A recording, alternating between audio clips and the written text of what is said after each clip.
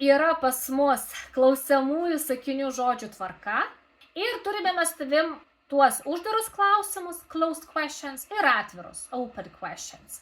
Kuo jie skiriasi? Praktiškai niekuo. Formulė yra ta pati, ne? Vat matai čia.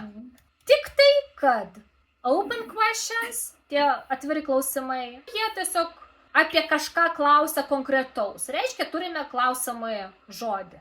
Kaip tu matai, pas mus klausimas is it good yra uždaras, nes galima atsakyti tik dviem būdais. Yes it is, no it's not. Yes arba no.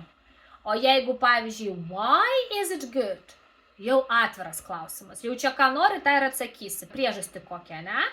For example, why is English good? Ugne. Why is English good? Because it's useful. Pavyzdžiui, žinai, useful. Useful yra naudingas.